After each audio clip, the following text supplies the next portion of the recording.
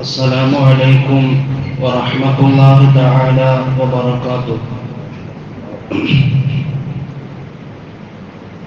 الحمد لله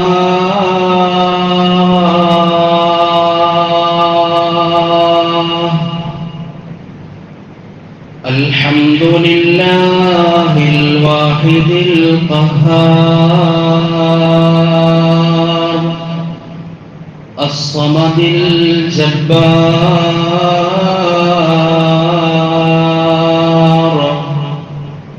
نحمده ونستعينه ونؤمن به ونتوكل عليه، ونعوذ بالله من شرور أنفسنا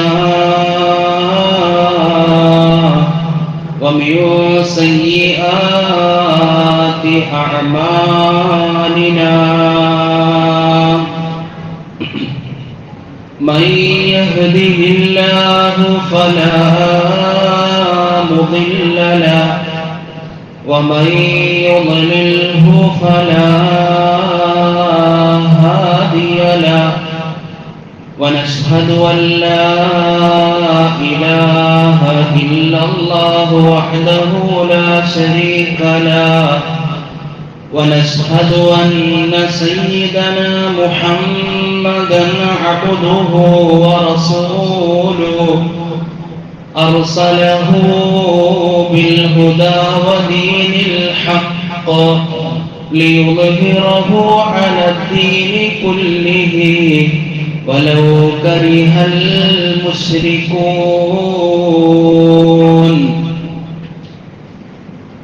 إن أريد إلا الإصلاح ما استطعت وما توفيقي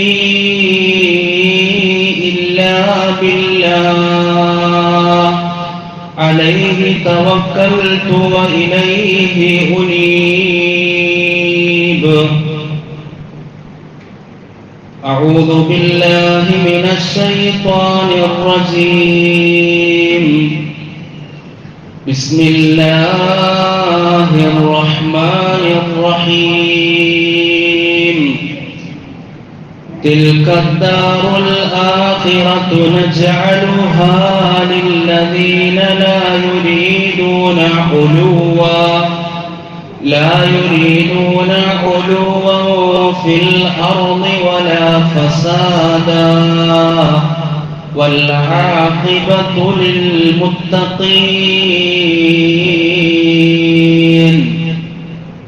صدق الله مولانا العلي العظيم. ولو كانت الدنيا تدوم لواحد لكان رسول الله فيها مخلدا. يا رب بالمصطفى بلغ مقاصدنا واغفر لنا ما مضى يا واسع الكرم. واعلموا أمة محمد صلى الله عليه وسلم. പരിശുദ്ധമായ ഈ വെള്ളിയാഴ്ചയുടെ സുദിനത്തിൽ,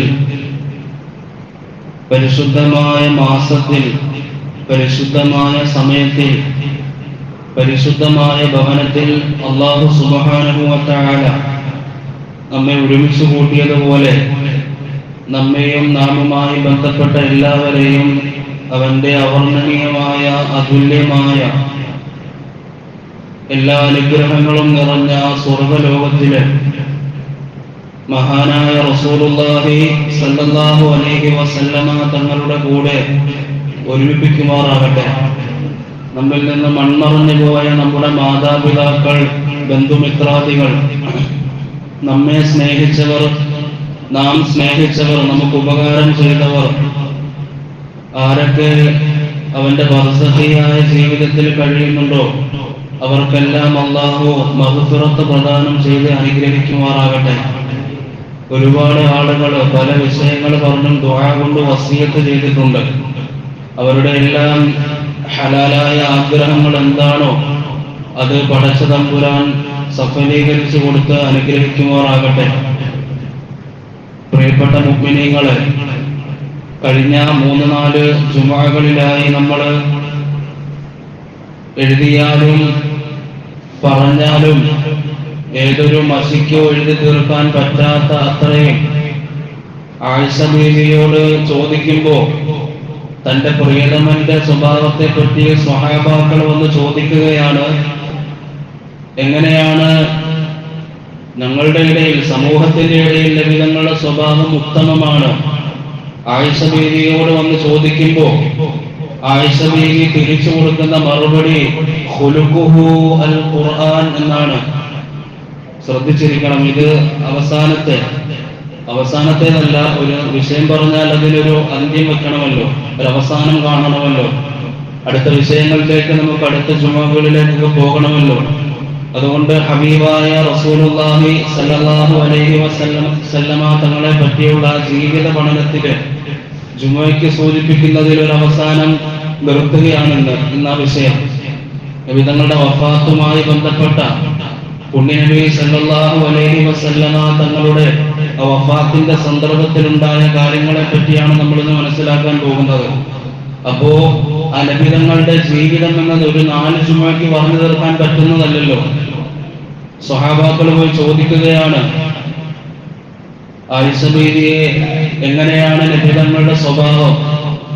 അപ്പോ ഉയർന്ന നിലവാരമുള്ള, ഉയർന്ന ഭർത്താവിന്റെ കൂടെ കഴിയുന്ന നബിതങ്ങളുടെ ഏറ്റവും അടുത്ത കൂട്ടുകാരനായ സന്തത സഹചാരിയായ ബഹുമാനപ്പെട്ട സയ്യിദുന അബൂബക്കർ സിദ്ദീഖ് റളിയല്ലാഹു തആല അൻഹുവിന്റെ പുന്നാര മോൾ ആയിഷ ബീവി അവർക്ക് കൊടുക്കുന്ന മറുപടിയാണ് ഖുലുഖുഹു അൽ ഖുർആൻ.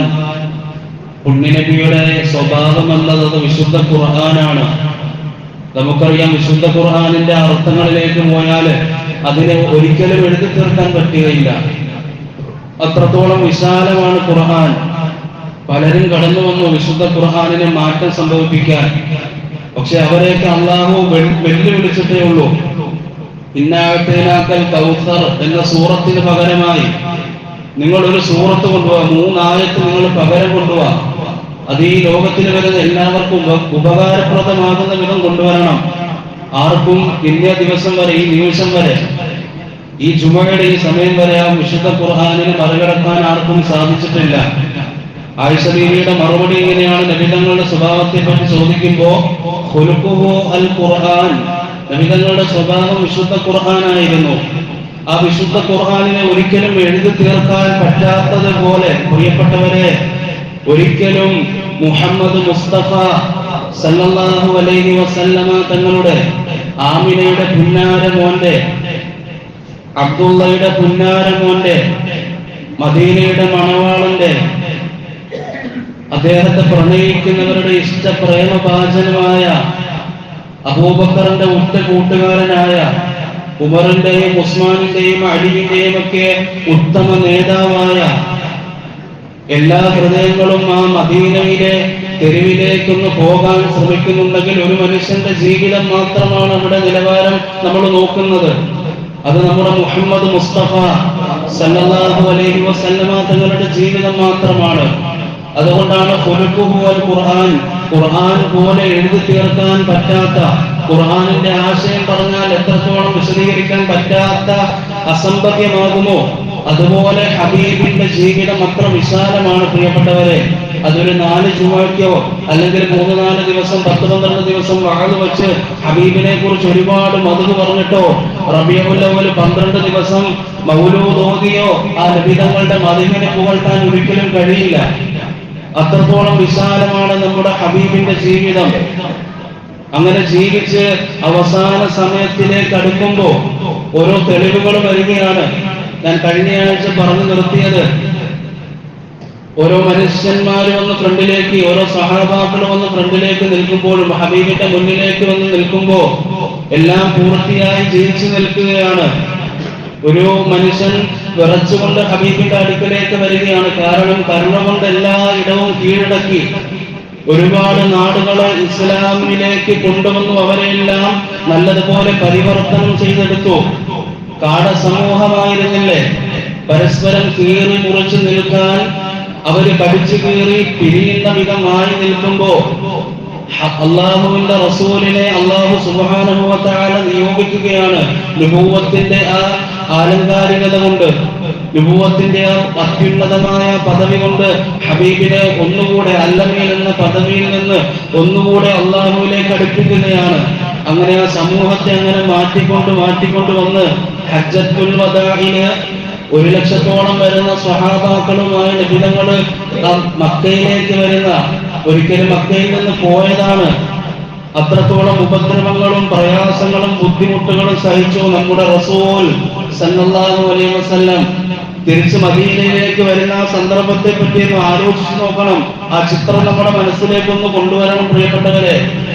അപ്പോഴൊക്കെയാണ് ഹബീബിനോടുള്ള പ്രണയം നമ്മളില് സ്വഹാബാക്കളെ പോലെ ആകാൻ കഴിഞ്ഞില്ലെങ്കിലും നാളെ സ്വർഗത്തിൽ ചെല്ലുമ്പോ ആ റസൂലുള്ളാഹിയുടെ അയൽവക്കക്കാരനെങ്കിലും ആകണമല്ലോ നമുക്ക്. അള്ളാഹു ഭാഗ്യം നൽകട്ടെ. ദൂരെ നിന്നെങ്കിലും നമ്മുടെ മുഹമ്മദ് മുസ്തഫ ഖുർറത്തു ഐനി റസൂലുള്ളാഹി, മദീനയുടെ മണവാളൻ ഹബീബായ മുഹമ്മദ് മുസ്തഫ, ആശിഖീങ്ങളുടെ പ്രേമഭാജനം മുഹമ്മദ് മുസ്തഫ സല്ലല്ലാഹു അലൈഹി വസല്ലമ തങ്ങൾ ആ ഹബീബിനെ ദൂരെ നിന്നെങ്കിലും സ്വർഗത്തിൽ കാണണമെന്ന് പ്രിയപ്പെട്ടവരെ. അവിടുത്തെ അടുത്തേക്ക് പോകാൻ നമ്മൾക്ക് ഒരു യോഗ്യതയുമില്ലല്ലോ. സ്വഹാബാക്കൾ പ്രണയിച്ച വിധം പ്രണയിച്ചിരുന്നെങ്കിൽ നമ്മുടെ ഈ ലോകത്തില് സമ്പത്തിന്റെ പുറകെ പോകുമായിരുന്നില്ല. നമ്മുടെ ഈ ലോകത്തില് ഒരു ഭ്രാന്തനെ പോലെ, കാരണം ഹബീബ് ജീവിച്ച ജീവിതത്തെ പകർത്താൻ കഴിയുന്നില്ലല്ലോ എന്നോർത്ത് നമ്മൾ ആശങ്കപ്പെട്ടുകൊണ്ട് ജീവിച്ചാൽ ഈ ലോകത്തിൽ ആ ഹബീബിന്റെ തിരുസുന്നത്തുകൾ അനുസരിക്കാൻ കഴിയുന്നില്ലല്ലോ എന്നുള്ള ആ വിധത്തിൽ നമ്മൾ ജീവിച്ചിരുന്നേനെ. പ്രിയപ്പെട്ടവരെ, അത്രത്തോളം നമ്മൾ നബിതങ്ങളിലേക്ക് അടുക്കണം. അള്ളാഹു ഭാഗ്യം നൽകട്ടെ.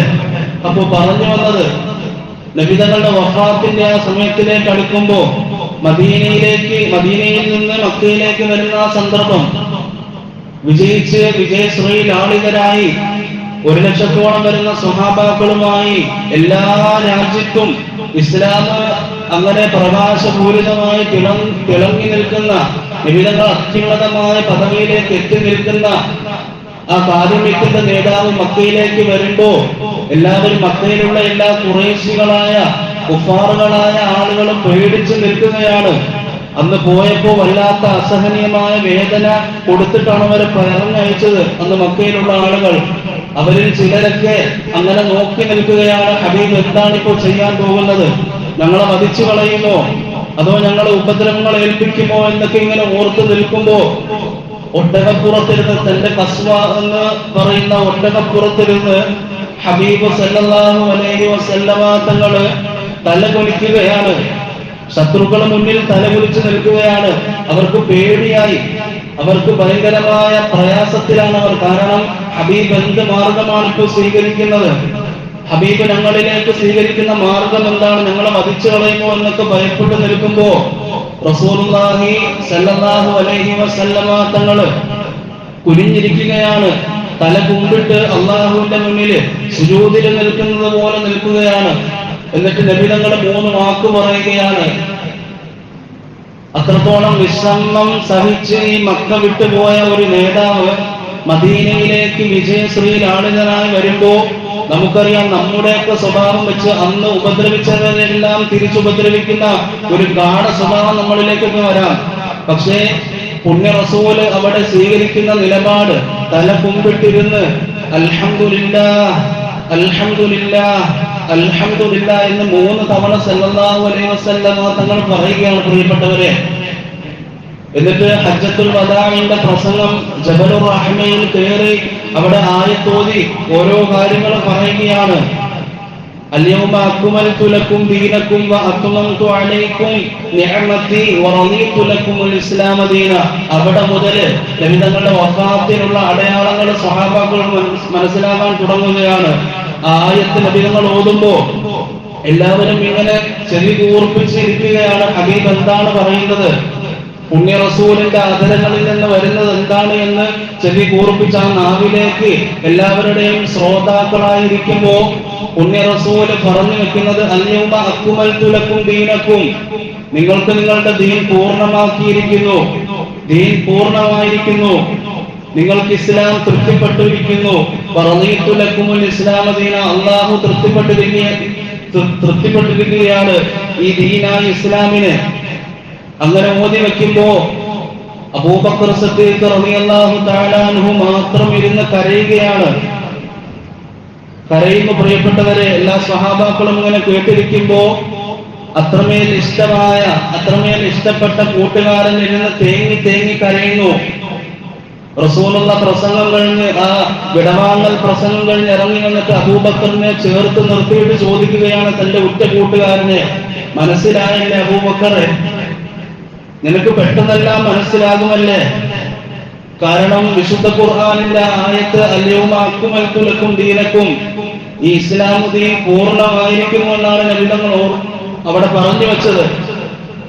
അപ്പോ ഏതൊരാൾക്കും ഏറ്റവും ബുദ്ധിപൂർവതയുള്ള പ്രവാചകന്റെ അനുയായികളിൽ ഏറ്റവും ഉന്നതനായ അബൂബക്കർ മനസ്സിലാക്കി ആ പരിശുദ്ധമായ മാർഗം പൂർണ്ണമായി കഴിഞ്ഞാൽ ആ പരിശുദ്ധമായ മാർഗത്തിന് നേതൃത്വം നൽകാൻ വന്ന ആ വിശുദ്ധമായ മനുഷ്യന്റെ ആ സഹവാസവും ഇല്ലാതാകാൻ പോവുകയാണ്.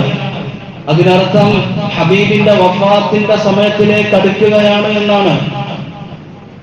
ആ വിശുദ്ധമായ ദൗത്യം പൂർണ്ണമായി കഴിഞ്ഞാൽ പിന്നെ ആ വിശുദ്ധമായ ദൗത്യത്തിന് നേതൃത്വം നൽകാൻ വന്ന മനുഷ്യൻ മുഹമ്മദ് മുസ്തഫ സല്ലല്ലാഹു അലൈഹി വസല്ലമ തങ്ങളുടെ വഫാത്തിലേക്കുള്ള നടത്തമാണ്. മറ്റൊരിക്കൽ വേറൊരായത്തിറങ്ങി അപ്പോഴും വരുന്ന അബൂബക്കർ പറഞ്ഞു, ഇദാ ജാഅ നസ്റുല്ലാഹി വൽ ഫത്ഹ് വറഅയ്ത അന്നാസ യദ്ഖുലൂന ഫീ ദീനില്ലാഹി അഫ്വാജ ഫസബ്ബിഹ് ബിഹംദി റബ്ബിക വസ്തഗ്ഫിർ. വിജയങ്ങളൊക്കെ വന്നു കഴിഞ്ഞാൽ, മക്കം ഫത്ഹ് വന്നു കഴിഞ്ഞാൽ നബി തങ്ങളെ ഫസബ്ബിഹ്, അങ്ങ് തസ്ബീഹിലേക്ക് മടങ്ങണം, ബിഹംദി റബ്ബിക, ഹംദ് ചൊല്ലണം, വസ്തഗ്ഫിർ, പാപമോചനവുമായി എപ്പോഴും കഴിയണം. വിജയങ്ങളൊക്കെ വന്നു കഴിഞ്ഞല്ലോ, ഇനി എന്റെ അടുക്കലേക്ക് വരാനുള്ള സമയമാണ് എന്നുള്ള ആയത്തുകളൊക്കെ ഇങ്ങനെ വരികയാണ്. മറ്റൊരിക്കല് ഖുതുബ പ്രസംഗത്തിന് നബിതങ്ങളുടെ അവസാന സമയത്തുള്ള ഒരു ഖുതുബ പ്രസംഗത്തിന് കയറിയപ്പോ നബിതങ്ങൾ ഇങ്ങനെ പറഞ്ഞു വെക്കുകയാണ്, അള്ളാഹു ഒരു അടിമയോട് ഇങ്ങനെ ചോദിച്ചു. സഹാബാക്കളെല്ലാം മുന്നിലിരിപ്പുണ്ട്.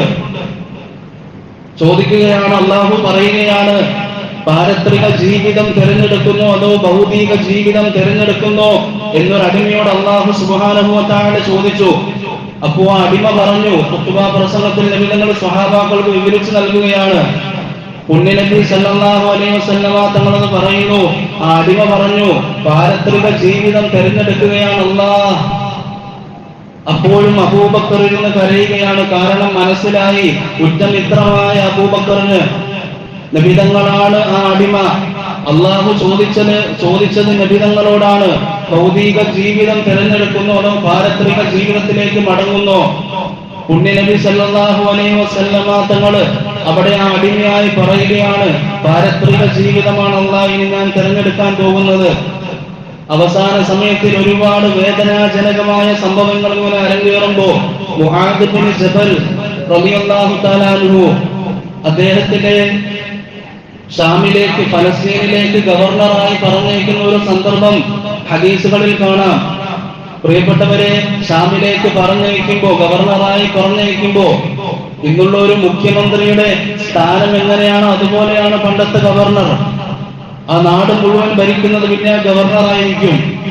അതുപോലെ ആ അത്യുന്നതമായ സ്ഥാനം കൊടുത്ത നബിതങ്ങളുടെ ആ സ്വഹാബാക്കളിൽ ഉന്നതനായ മുആദ് ബിൻ ജബലിനെ പറഞ്ഞയക്കുമ്പോൾ പോകുന്നില്ല ആ സ്ഥാനമേൽക്കാൻ. കാരണം ഒരു നിമിഷം പോലും ആ പ്രേമഭാജനത്തെ മുഹമ്മദ് മുസ്തഫ സല്ലല്ലാഹു അലൈഹി വസല്ലമ തങ്ങളെ കാണാതിരിക്കാൻ വയ്യ. ഒരു നേരം പോലും കാണാതിരിക്കാൻ കഴിയാത്തത്ര വിധം പ്രണയിച്ചു.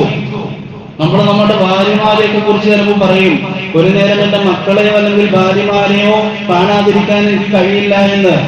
അവരതൊന്നുമല്ല ചിന്തിച്ചത്, അവരവരുടെ റസൂലിനെ മാത്രം, നമ്മുടെ നേതാവിനെ മാത്രമാണ്. എന്നിട്ട് മുആദ് ബിൻ ജബലിനെ സമാധാനപ്പെടുത്തി ഷാമിലേക്ക് പറഞ്ഞയക്കുമ്പോ മദീനയിൽ നിന്ന് മദീന ആ അതിർത്തി വരെ ഇങ്ങനെ കൊണ്ടുവിടുകയാണ് മുആദ് ബിൻ ജബലിനെ. നഴ്സറിയിലേക്ക് ഒരു കുട്ടിയെ കൊണ്ടുവിടുകയില്ല വാപ്പമാർ. അതുപോലെ മുആദ് ബിൻ ജബലിനെ കൈ പിടിച്ചുകൊണ്ട് മുഹമ്മദ് റസൂലുള്ളാഹി സല്ലല്ലാഹു അലൈഹി വസല്ലമ തങ്ങളെന്ന നേതാവ് കൊണ്ടുപോയി ഇങ്ങനെ അതിർത്തിയിൽ നിന്ന് ഇങ്ങനെ ചൂണ്ടി തിരിച്ചു നിർത്തുകയാണ്. അതിർത്തിയിലെത്തുമ്പോൾ തിരിച്ച മദീന പട്ടണത്തിലേക്കൊന്ന് തിരിച്ചു നിർത്തിയിട്ട് പറഞ്ഞു, അതെന്റെ റൗളയാണ്, മറ്റേതെന്റെ മിമ്പറാണ്. നീങ്ങി തിരിച്ചു വരുമ്പോ മുആദ് നീങ്ങി തിരിച്ചു വരുമ്പോ ആ റൗളയുടെയും മിമ്പറിന്റെയും ഇടയിൽ ഒരു ഖബർ കാണും.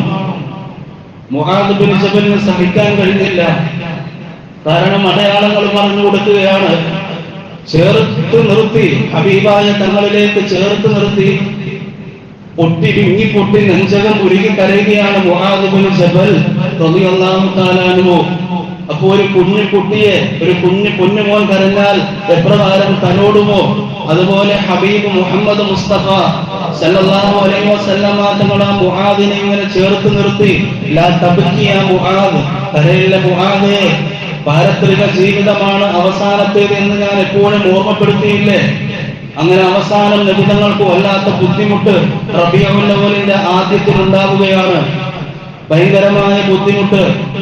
പ്രവാചകന്മാർ അവരുടെ അവസാന ശൃംഖലയിൽപ്പെട്ട മുഹമ്മദ് റസൂലുള്ളാഹി സല്ലല്ലാഹു അലൈഹി വസല്ലമ തങ്ങൾക്ക് അല്ലാഹുവിലേക്ക് പോകാനുള്ള സമയമായി തുടങ്ങി. എല്ലാ സ്വഹാബാക്കളെയും വിളിച്ചു കൂട്ടുന്നു മസ്ജിദുൽ നബവിയുടെ ഉള്ളിൽ.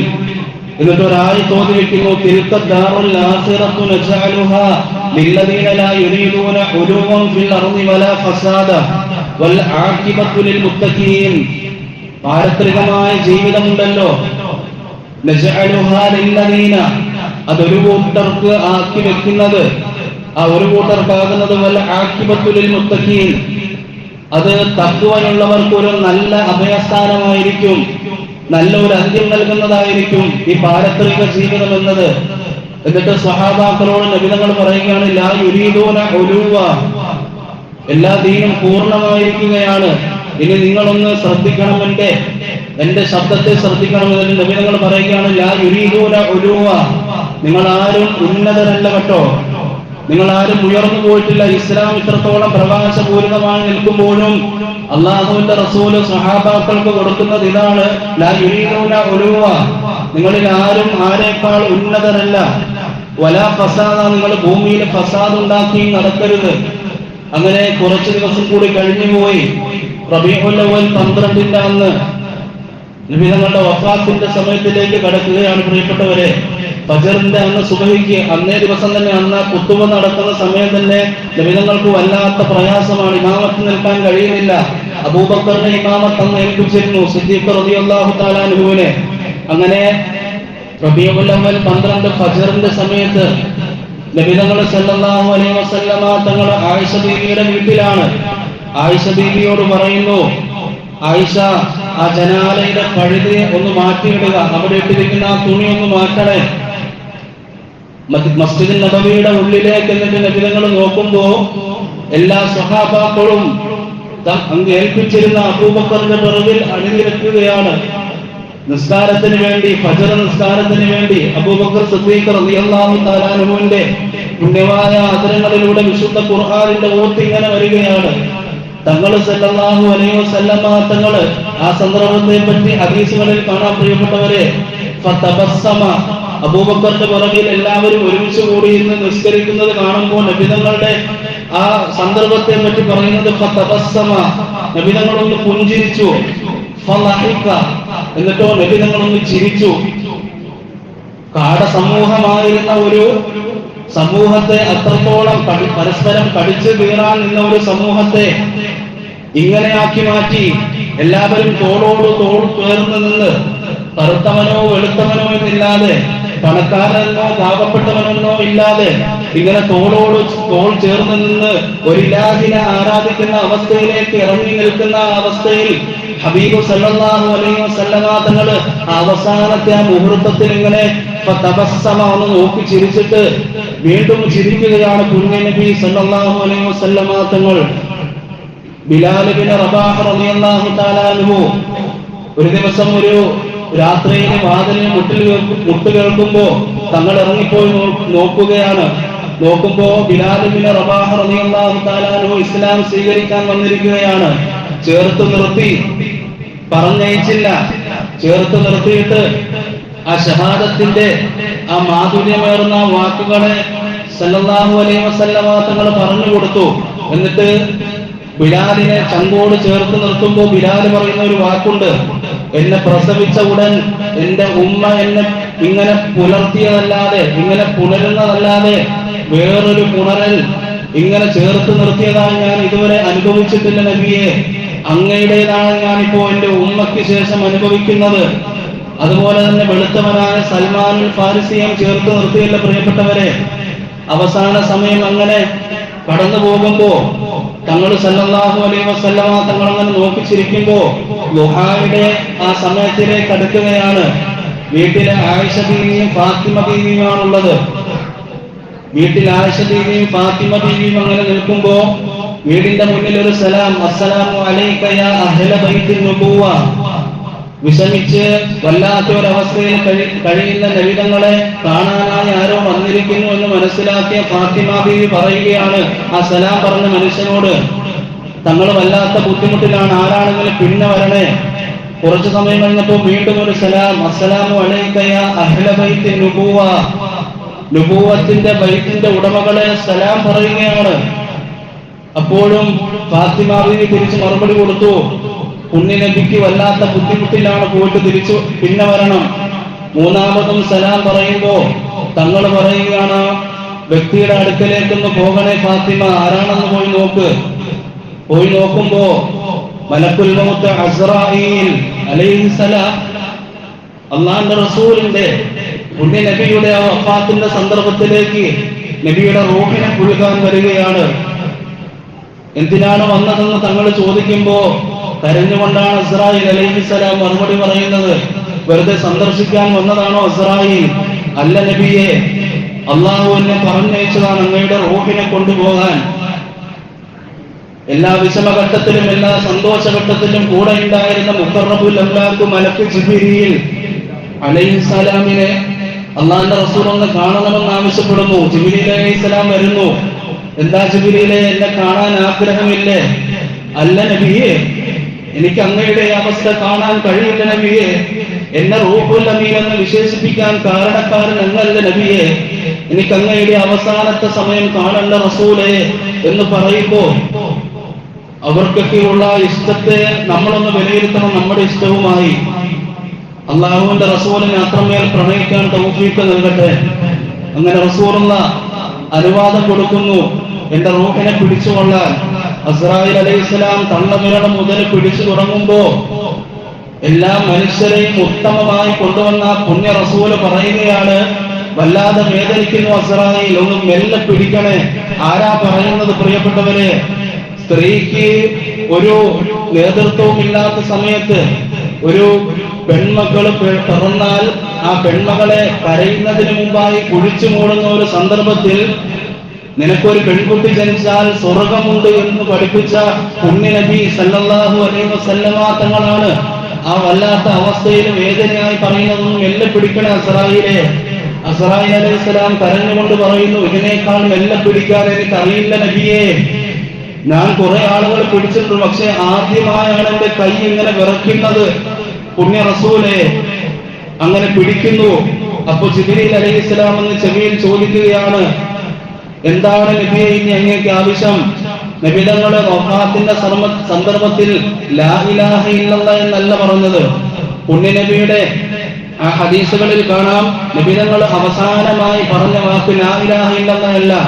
ജിബ്രീൽ അലൈഹിസ്സലാം അല്ലാഹു മുഖാന്തരം ചോദിക്കുമ്പോ തങ്ങൾക്ക് എന്താണ് വേണ്ടത് എന്ന് ചോദിക്കുമ്പോ നബി തങ്ങൾ മറുപടി പറയുകയാണ്, അവസാന വാക്ക് അല്ലാഹുമ്മ റഫീഖൽ അഅ്ലാ, എനിക്ക് ഉന്നതമായ അല്ലാഹുവിന്റെ കൂട്ടുകാരനാകണം.